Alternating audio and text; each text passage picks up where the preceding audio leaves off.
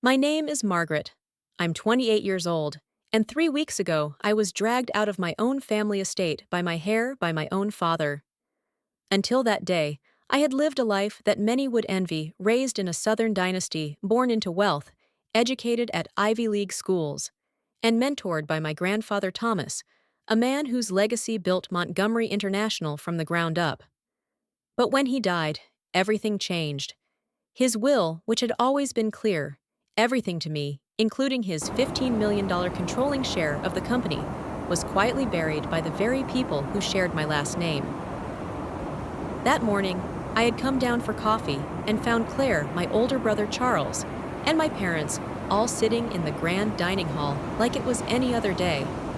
Except Gregory, our longtime family attorney, was also there. He looked at me like I was a guest in my own home. My mother calmly explained that grandfather had changed his mind before he died.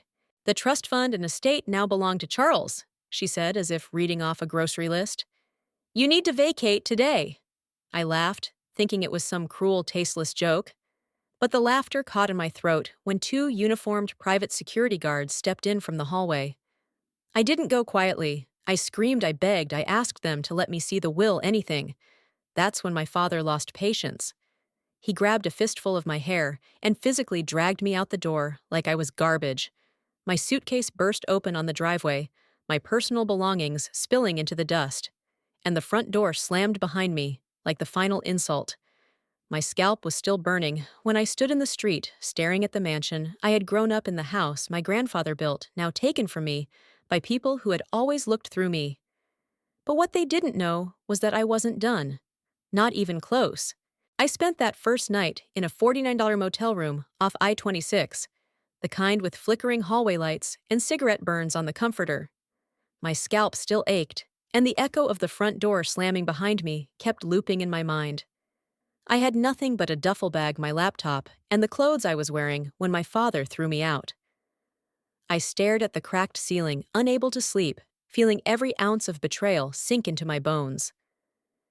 But around 3 a.m., something shifted. I remembered grandfather's voice from years ago, calm, deliberate. If they ever turn on you, there's a failsafe, a light. Find it. I bolted upright. He had once told me about an antique clock in the basement library, the one he never let anyone touch. It was decorative, ornate, but apparently more than just a timepiece. That morning, I returned to the estate. Not through the front gate, but through the gardener's entrance, where the keypad code hadn't been changed yet. I snuck into the basement, heart racing barefoot on marble. The old clock stood untouched. I twisted the brass pendulum the way he taught me when I was 9 and heard a soft click. A drawer opened beneath it. Inside was a flash drive, a sealed envelope, and an international bank account passbook. My hands trembled as I realized this wasn't just hope, this was proof. Grandfather had known. He had prepared. He had trusted me to be stronger than I ever knew I was. The drive held audio files, his voice firm and lucid, reading his will word for word. The envelope contained a notarized letter declaring his intent to leave everything to me.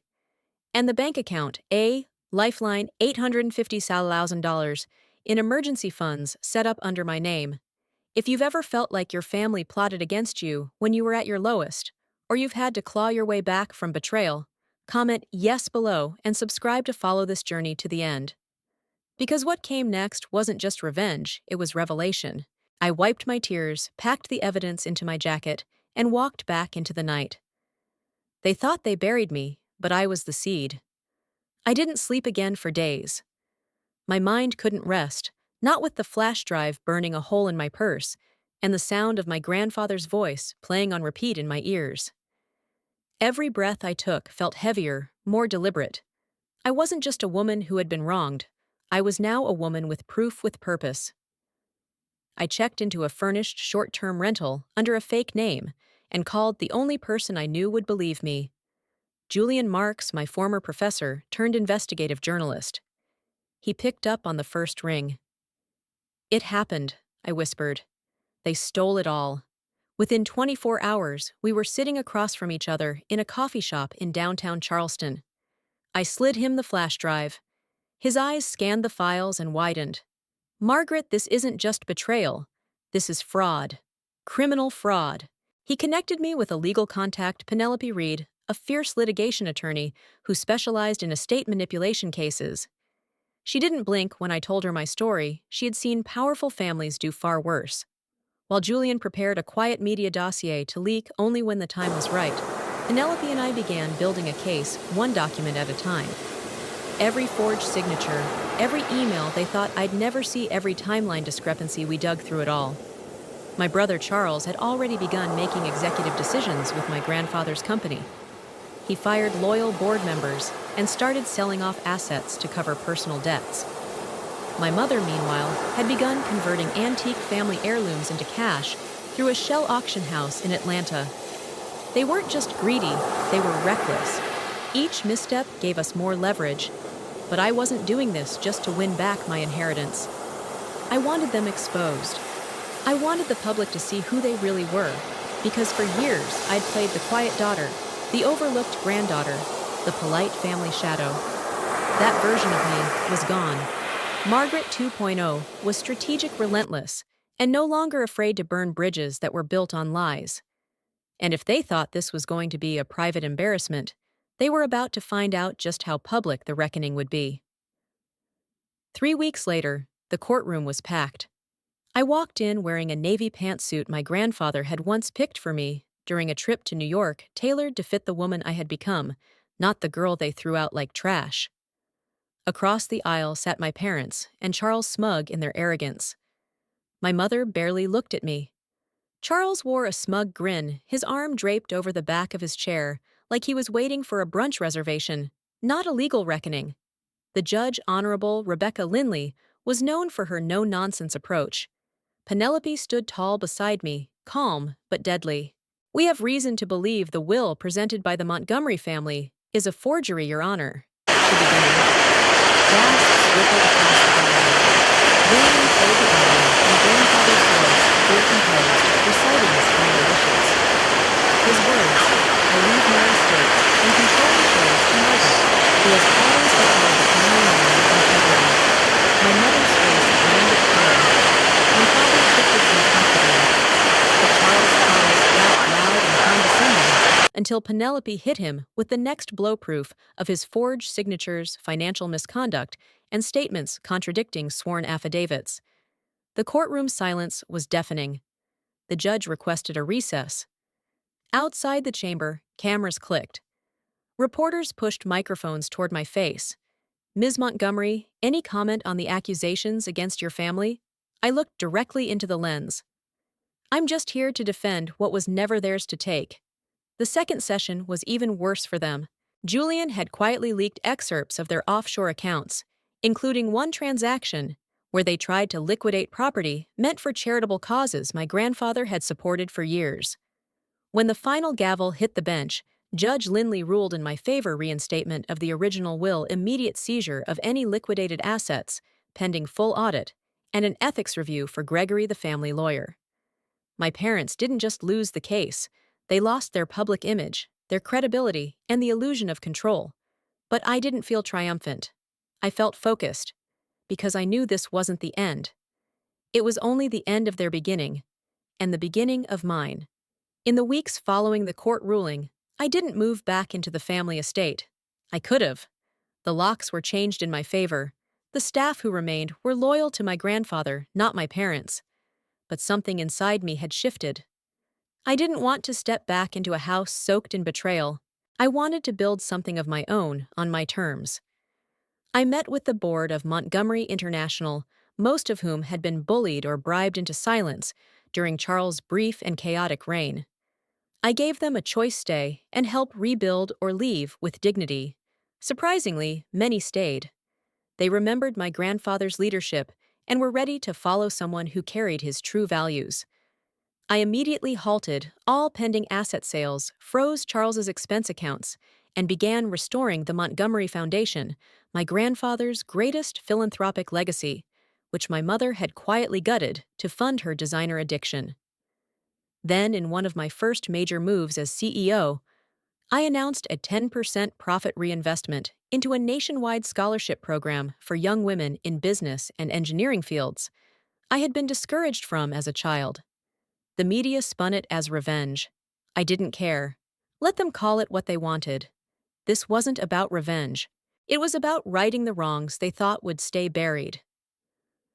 Charles vanished from the public eye. Rumors swirled rehab debt collectors for an exile. My parents tried to issue a public apology, but no one was listening anymore. The world had seen who they really were, and it didn't take much for people to believe it. Meanwhile, I focused on the numbers, the people, the mission. I wasn't trying to prove I could lead, I just did. And as the company's value started to recover, so did something I hadn't expected: my belief in myself. The quiet girl they underestimated had become the woman signing their severance checks. But I didn't gloat, I just worked. Because legacy isn't something you inherit. It's something you protect, polish, and pass on better than you received it. And for the first time, I was doing exactly that. I thought reclaiming the company would be the final chapter, but I was wrong. One stormy evening, about 2 months after the court's decision, I received an invitation I never expected: dinner. From them. At a private club downtown. The envelope was cream-colored, expensive, like everything they used to surround themselves with. But the handwriting, my mother's, was shaky. Against Penelope's advice, I went. I needed closure. I needed to look them in the eye one last time, not as their daughter, but as the woman they underestimated. When I entered the dining room, the air felt dense with tension and perfume. My mother looked thinner, older. My father's jaw clenched when he saw me. "Margaret," he said stiffly, gesturing to a chair. I didn't sit. I stood arms crossed, waiting. "We were wrong," my mother finally said.